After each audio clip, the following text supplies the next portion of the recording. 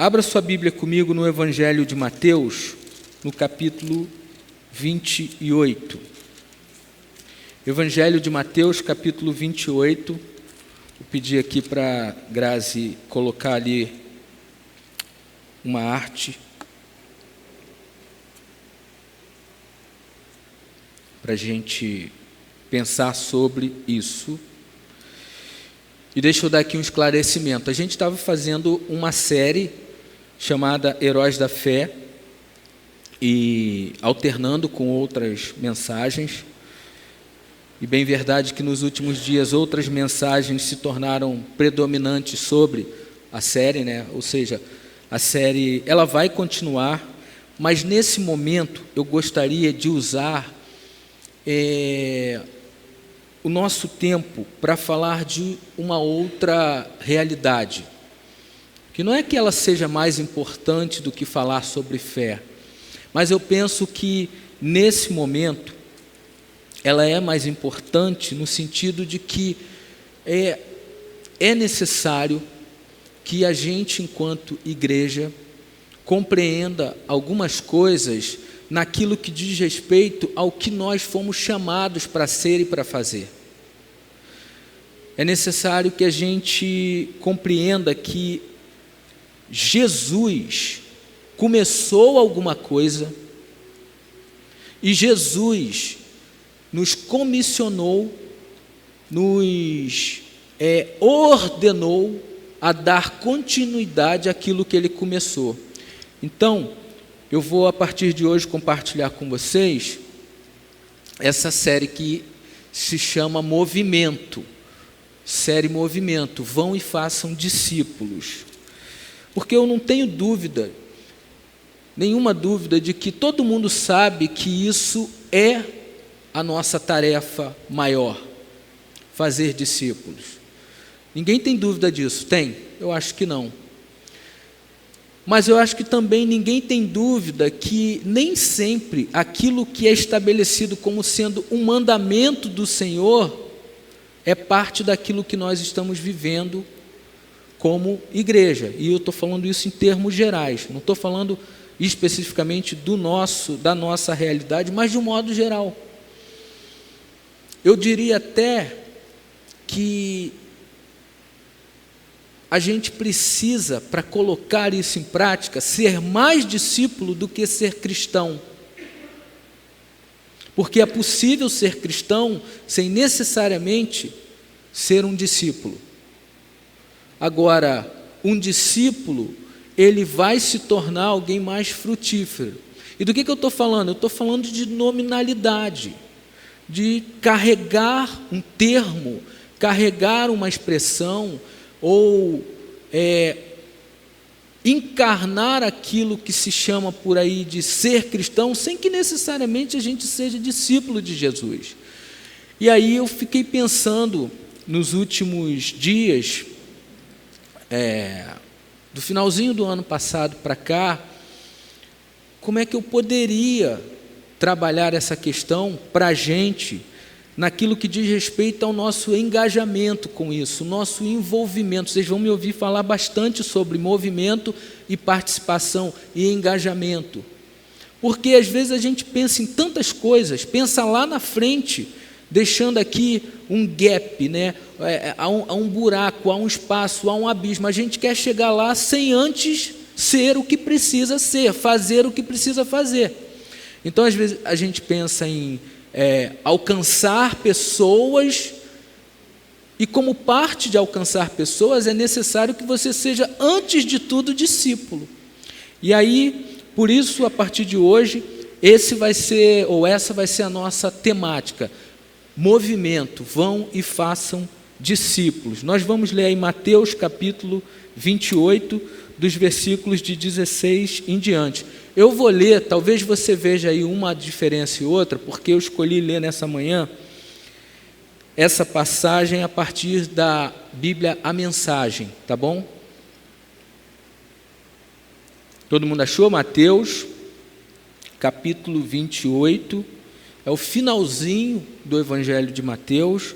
São as últimas palavras de Jesus para os seus discípulos, suas últimas instruções. Todo mundo achou? Mateus capítulo 28. Eu vou ler nessa versão, mas o Miguel está colocando ali na NVT, que normalmente é a versão que eu costumo utilizar. Então vamos lá. Diz assim a palavra: enquanto isso, os 11 discípulos foram para a Galiléia, até a montanha que Jesus havia indicado para o encontro. Assim que o viram, eles o adoraram.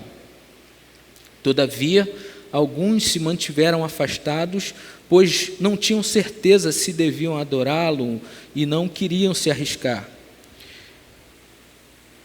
Resoluto, Jesus os instruiu: Deus me autorizou a comissionar vocês.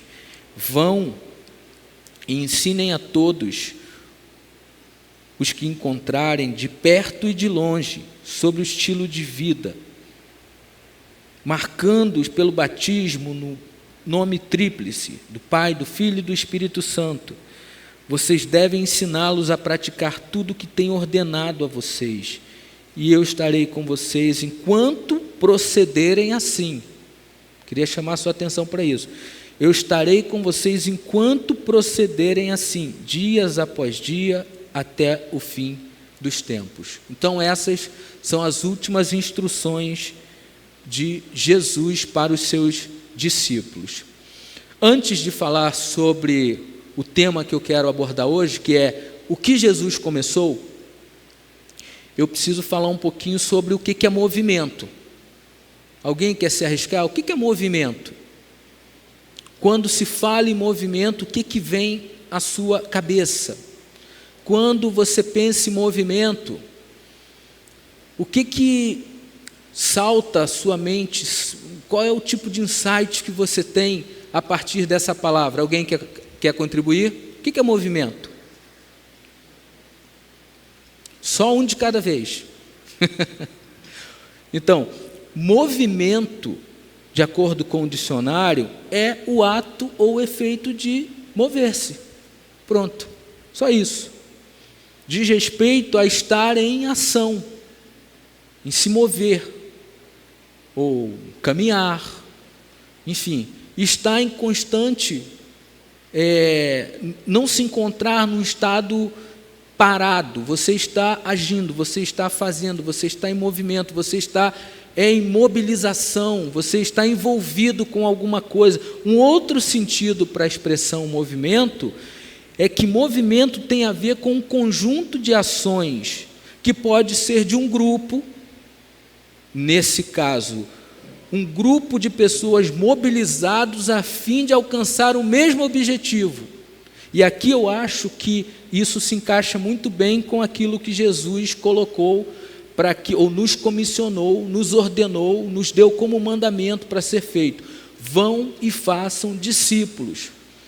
Então, quando nós entendemos que estamos ou pertencemos a um movimento que tem como fim cumprir o que Jesus determinou, ou seja, dar continuidade àquilo que Jesus começou, nós estamos no movimento. Tem gente por aí querendo, eu preciso criar um movimento agora. Você não precisa criar um movimento enquanto cristão, enquanto alguém que é parte da igreja do Senhor. Você já está no movimento. O que você precisa é talvez se engajar, abraçar, viver essa causa, promover essa causa, encarnar essa causa.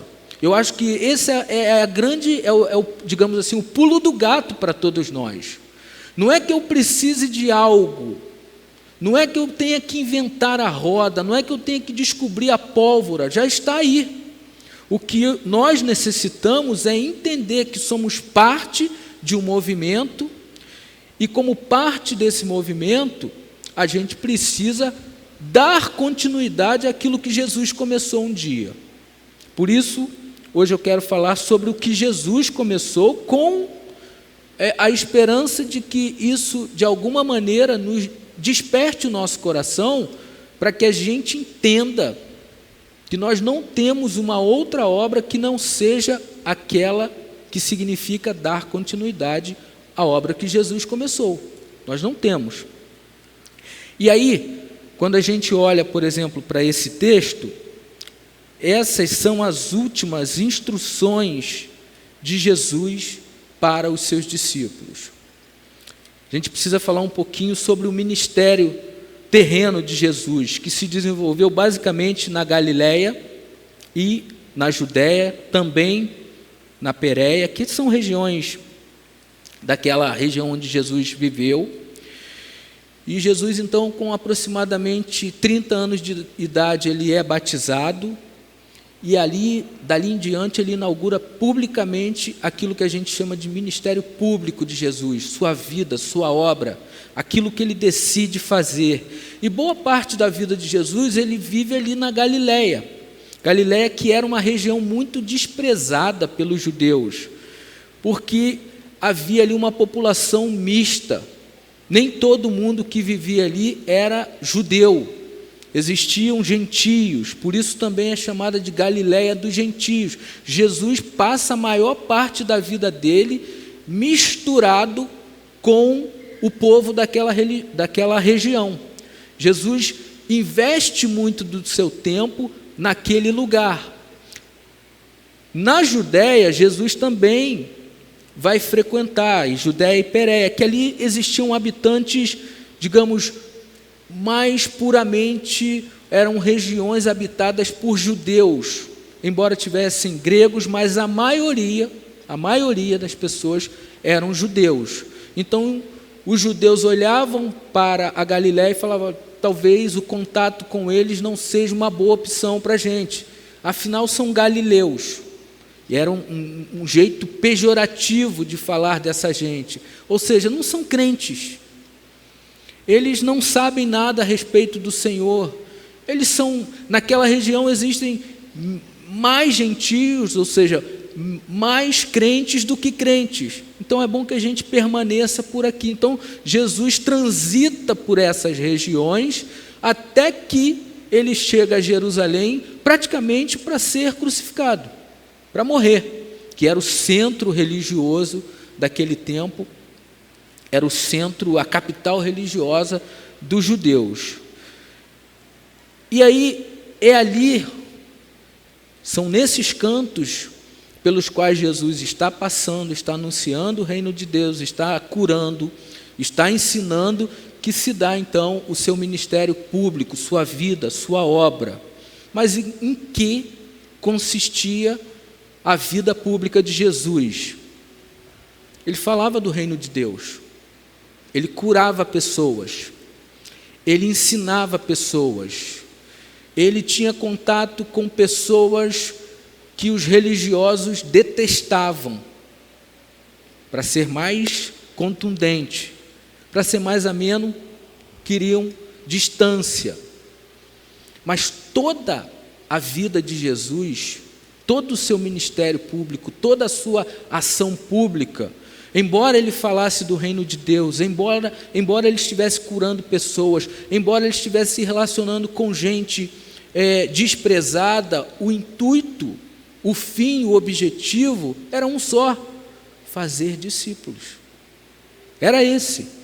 Mas era falar do reino de Deus. Sim, falava do reino de Deus porque para ser cidadão do reino de Deus tem que ser, antes de tudo, discípulo de Jesus.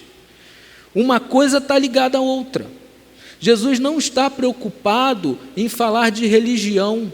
Jesus não estava preocupado em ser percebido pelos outros como mais um religioso do seu tempo.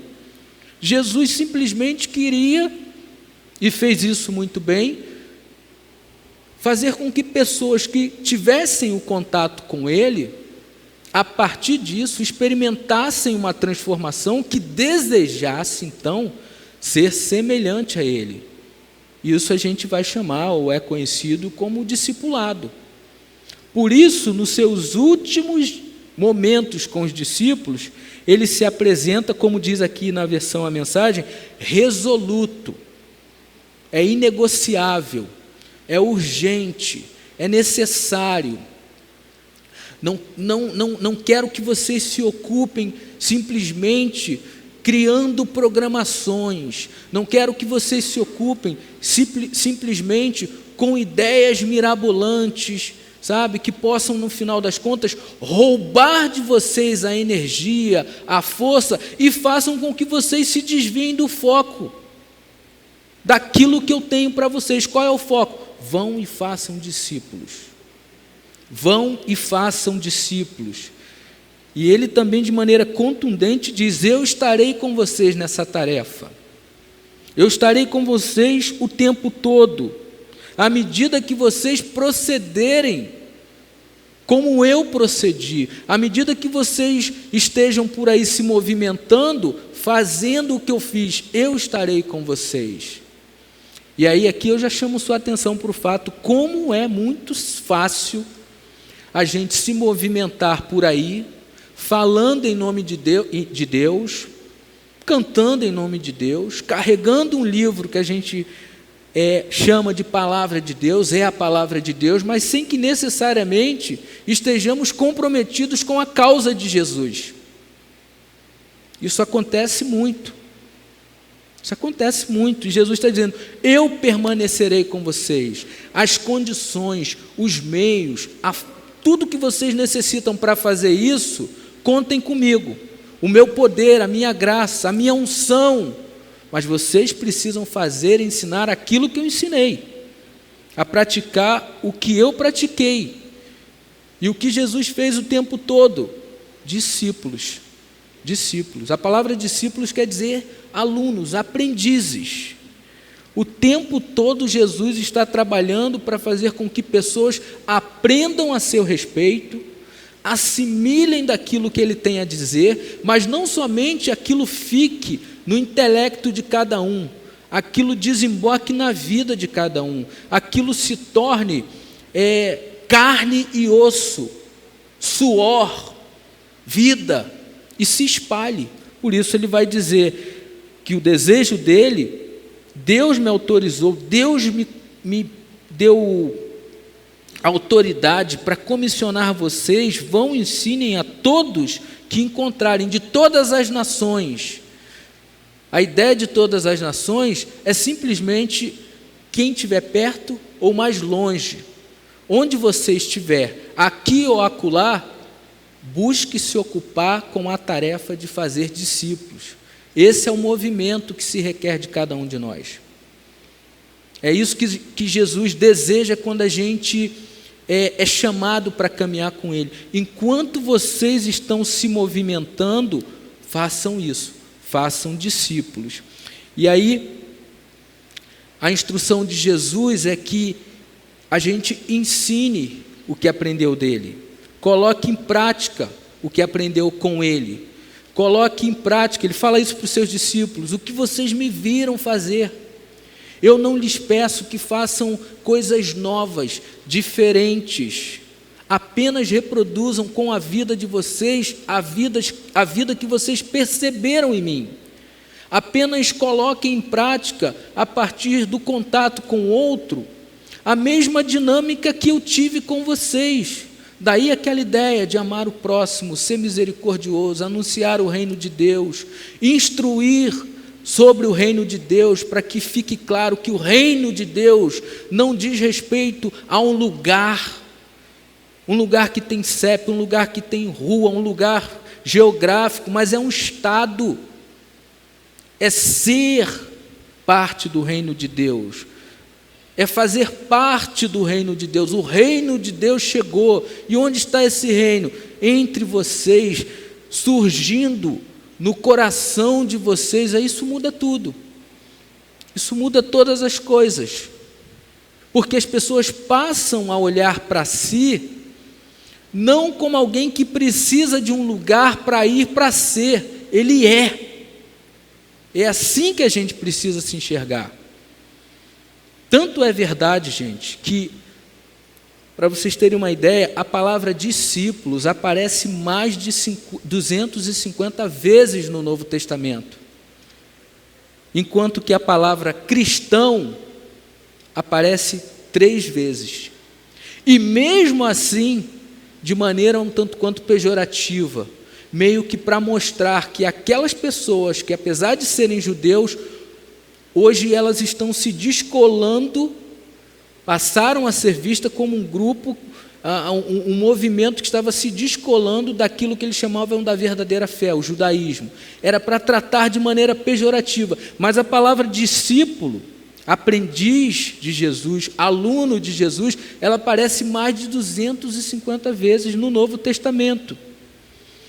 Então, não é sem razão que Jesus, então, antes de voltar para o Pai, se apresenta aos discípulos no lugar indicado, onde ele disse, vão para lá, me aguardem lá, no monte determinado, lá na região da Galileia, e eles vão, e quando chegam lá, Jesus vai dizer o seguinte, eu quero combinar uma coisa com vocês, eu quero que vocês entendam de uma vez por todas.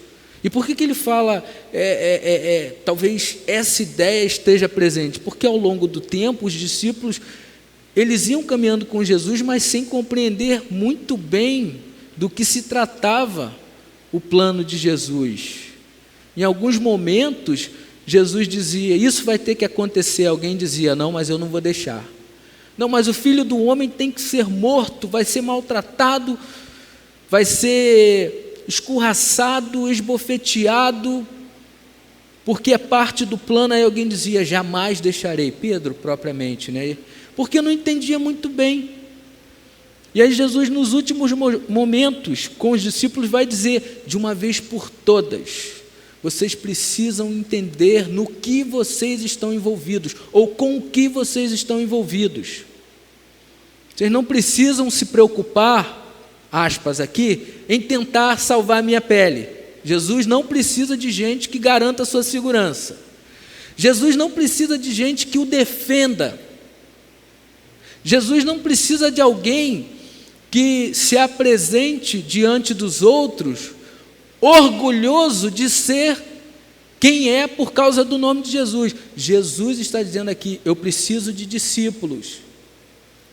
E por uma razão óbvia. Só vai fazer discípulo quem é discípulo. Não tem uma outra alternativa. Só vai fazer discípulo quem é discípulo. Por isso, aquele trocadilho, aquele jogo de palavras que eu comecei lá no início. Eu posso me autodenominar cristão. Eu posso dizer que tenho uma religião. Eu posso ser percebido como um religioso. Eu posso fazer um monte de coisas em nome de Deus, mas não necessariamente serei capaz. Isso não é garantia de que alguém assim é capaz de fazer discípulos. Alguém assim é capaz de reproduzir na vida o que Jesus reproduziu em seus dias. A gente sabe que é muito perigoso. A religião é muito perigosa quando vivida longe dos ideais de Deus. E o que Jesus está dizendo é isso. Vocês precisam fazer o que eu fiz. Eu comecei algo. Eu dei um start, eu dei o pontapé inicial, eu inaugurei algo. Vocês viram com seus olhos. Vocês tocaram também nas multidões enquanto eu falava, alimentaram as multidões comigo enquanto eu fazia isso. Em alguns momentos vocês, até porque não entenderam muito bem, tentaram afastar os outros de mim. Lembram quando houve um momento em que os pequeninos queriam se aproximar de Jesus, o que os discípulos disseram? Vocês lembram? Não chega perto. Ele está muito ocupado, ele tem mais o que fazer. Jesus vai dizer, não deixem os pequeninos chegarem até mim. Deixem. Então Jesus está dizendo para essas pessoas, a tarefa de vocês é uma só, é fazer discípulos. Daí a gente precisa fazer uma pergunta séria para cada um de nós. Uma vez que somos parte desse movimento, ou chamados para estar em movimento para fazer discípulo, deixa eu fazer uma pergunta para você. Como é que você se enxerga? Você se enxerga mais como cristão ou mais como discípulo? E entenda essa colocação dentro desse recorte que eu fiz, uma vez que é possível ser cristão e não ser discípulo. E isso ocasiona a seguinte coisa: ao invés de cumprirmos a grande comissão de Jesus, nós cumprimos o papel de grandes omissos, a grande omissão. Como é que você se enxerga? Responde no seu coração. Quando você olha para a sua vida e toma conhecimento de que é chamado para estar em movimento, e no mesmo movimento, e pertencer ao mesmo movimento que Jesus iniciou, e dar continuidade a esse movimento, como é que você se enxerga? Você é mais religioso? Você é mais crente? Ou você é discípulo? Estão entendendo o ponto? Não estou aqui diminuindo o valor de ser chamado cristão, só estou fazendo uma distinção clara. É possível fazer coisas em nome de Deus como cristãos que não necessariamente estão atreladas ao fato daquilo que somos chamados para fazer, ser discípulo e fazer discípulo. É possível. Se isso não ficar claro para a gente pode reproduzir religião, a gente pode reproduzir hábitos e costumes, questões culturais dos nossos ambientes eclesiásticos, sem que necessariamente a gente esteja fazendo o que Jesus nos chamou para fazer. Então isso precisa ficar claro para a gente. Vão e façam discípulos. E parte disso, até mesmo a ideia que a gente muito reproduz. Miguel, você consegue colocar esse texto na tela? Capítulo, ou a Grazi, por favor, quem é? A Grazi?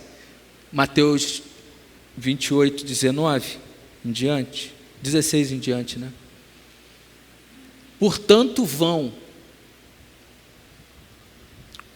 Põe lá no portanto vão. Portanto vão. Em outras versões tem a ideia de ide. E a gente costuma tratar esse texto como chamando, olha, isso que Jesus nos comissionou a fazer se chama o ide de Jesus. Mas, lá no texto original, isso que é chamado de imperativo, vão e façam, está relacionado com um termo chamado gerúndio, que na verdade quer indicar simplesmente uma ideia de continuidade. Não é ide e acabou. A ideia original do texto é: enquanto vocês estão indo, enquanto vocês estão em movimento, enquanto vocês estão caminhando, enquanto vocês estão se deslocando, sejam discípulos e façam discípulos. Essa é a ideia presente no texto original. Não é para que a gente comece algo e diga, alcançamos o objetivo, opa, é hora de parar. Enquanto existirmos como igreja, somos chamados a reproduzir isso o tempo todo. E ensinar as pessoas a guardarem, olha o desafio, enquanto nós somos desafiados também a guardar aquilo que Jesus ensinou.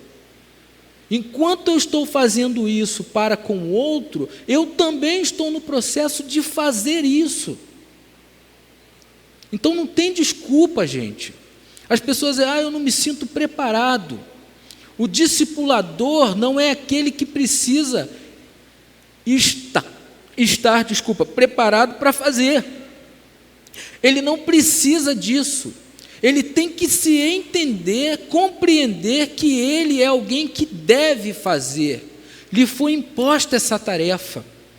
Então o verbo aqui, ele trabalha com essa ideia, a ênfase. Muitas vezes a gente também dá ênfase na ideia de tem que batizar e tem que ensinar e tem, mas a ênfase não está nesses verbos. Isso qualifica o trabalho de fazer o discípulo. O discípulo batiza, o discípulo é ensinado, o discípulo instrui, o discípulo ajuda a conduzir outros ao conhecimento de Jesus e, consequentemente, levar outros também a se fazerem sua profissão de fé, mas a ênfase não está no batismo. A ênfase não está simplesmente naquilo que vai qualificar no ensino. A ênfase é reproduzir com a nossa vida a vida de Jesus. Vamos fazer discípulos. Façam discípulos. Essa é a ênfase do texto. E isso, então, tem a ver com o estilo de vida.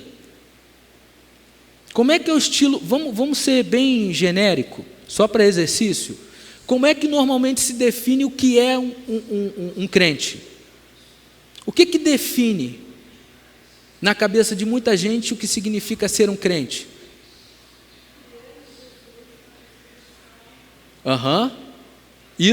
Esse aí já é o ponto ideal, mas vamos trabalhar de uma forma, o que não é o ideal, vamos trabalhar os aspectos, vou logo chamar de negativo, daquilo que determina.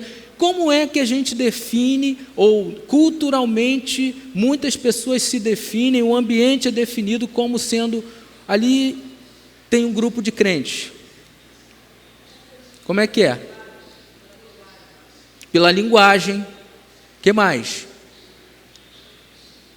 Pela forma como nós nos portamos, linguagem, ou nos vestimos, ou a música que a gente ouve. Não é assim? A música que a gente ouve, para muita gente, é determinante. Inclusive, nós não podemos ouvir um outro tipo de música que não seja o quê? Música de crente. Ou, para usar a expressão ser mais claro possível, música gospel. É isso que define o que são crentes na cabeça de muita gente. É isso que define o que significa participar de uma igreja. Esse é o aspecto negativo da coisa, e é muito negativo mesmo, porque quando nos ocupamos dessas coisas, a gente pode estar fazendo um monte de coisas, menos discípulo de Jesus. E Jesus está sendo muito claro: vocês precisam fazer o que eu ensinei. E aqui Jesus está apontando para o fato da necessidade da gente adotar o mesmo estilo de vida dele.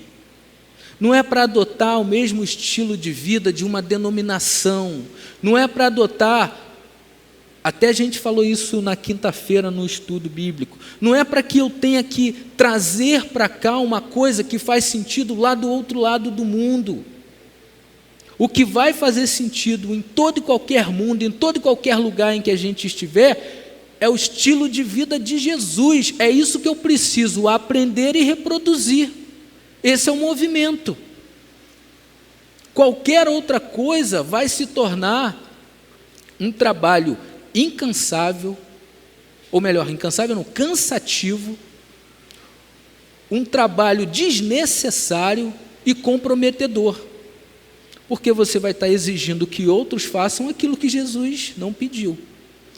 Então, nesse movimento, é importante que a gente assuma a responsabilidade de viver isso, porque, como parte disso, como alguém que é parte desse movimento, está em movimento, à medida que eu faço o que Jesus me ensina e ordena, eu também me torno semelhante a Ele.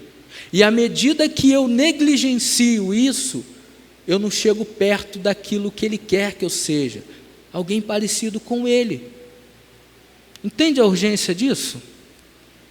Entende que se a gente não colocar em prática, não encarnar em nossa vida a vida de Jesus, qualificar a nossa vida com a vida de Jesus, a gente pode comprometer em alguma medida o nosso testemunho, porque a gente se ocupa de coisas que deveria não fazer parte da nossa existência, simplesmente assim.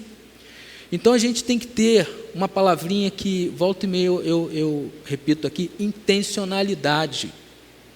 Tem que ser intencional, não tem que ser chato, não tem que ser esquisito, mas tem que ser intencional. E aí, por isso eu estou falando de estilo de vida, porque tem gente que para falar Bíblia muda a entonação de voz, porque parece que quando ela abre o livro, alguma coisa acontece ali, que ela então se torna, não. aquilo é só uma caricatura. Estilo de vida não. O estilo de vida se torna tão natural que você fala, e assim, é natural, é espontâneo. Você fala sem fazer esforço. Você fala sem que necessariamente precise desejar apresentar alguma coisa que o diferencie. Não, é natural, é parte do que eu sou. Então Jesus está dizendo isso. Repitam na vida de vocês parte do que eu fui. O estilo de vida de vocês deve ser semelhante ao meu estilo de vida. E aí mais uma pergunta eu queria deixar para cada um de nós aqui. Quando você olha para você hoje, quando você olha para si, como é que você se percebe hoje? Hoje. É hoje, tá? Não precisa olhar para trás, não. É agora. Você é alguém que se enxerga como um ser que tem dado continuidade àquilo que Jesus começou? Você é alguém que se percebe como aquele que está cumprindo o mandamento, a ordem? Você é alguém que por onde está, por onde vai, encarna o estilo de vida de Jesus? Ou você é alguém que escolhe dia e hora para ser o que se chama cristão?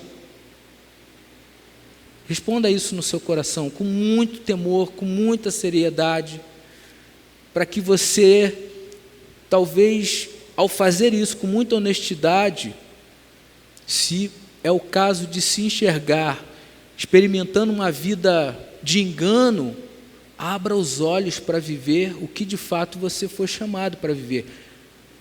Viver em movimento e no mesmo movimento fundado por Jesus. Então, respondendo à pergunta inicial, o que Jesus começou? Um movimento missionário. E um movimento missionário do qual você é parte. Um movimento missionário que Ele te comissionou a realizar. Não se preocupe se você não tem força suficiente para fazer. Não se preocupe se você não tem a sabedoria de todos os mundos para fazer. Ele disse: se vocês estiverem comprometidos, se vocês procederem da maneira como eu procedi, eu estarei com vocês para sempre. O poder que é necessário vocês vão ter. A palavra que muitas vezes nos percebemos como não sendo as pessoas mais apropriadas, lá deve ter gente mais inteligente, mais sábio, mais capaz de fazer, essas coisas vão importar menos, porque ele está dizendo o seguinte: vocês terão o meu espírito, vocês terão o meu poder, vocês terão o meu favor para realizar o comissionamento que eu lhes dei. Eu estarei com vocês. A autoridade do Senhor está do seu mestre, também com os seus aprendizes, com os seus discípulos. E isso então dá garantia para que ninguém aqui se sinta desencorajado a fazer: não, eu não posso fazer, eu não tenho condição de fazer. Se você está dizendo isso para você, ou já disse em algum momento, ou se é o caso de dizer isso hoje para a sua vida, você só precisa entender uma coisa: eu preciso me envolver com isso. Eu preciso aprender mais a respeito disso. Eu preciso saber mais sobre Jesus. E, consequentemente, eu terei condição de fazer o mesmo que Jesus fez. O mesmo movimento que Jesus fez. O movimento de fazer discípulos. Essa é a obra iniciada por Jesus. Jesus, não simplesmente falando propriamente de obra, nos disse que devemos construir grandes prédios, sabe, coisas suntuosas, coisas, sabe, maravilhosas. Só disse: façam discípulos. Vocês podem até usar isso, vocês podem até se valer disso, mas o objetivo final é levar as pessoas a compreenderem, a partir do que vocês são, que elas também precisam aprender a respeito de Jesus. E quando isso acontece com todo mundo recebendo graça e poder da parte de Deus. Amém?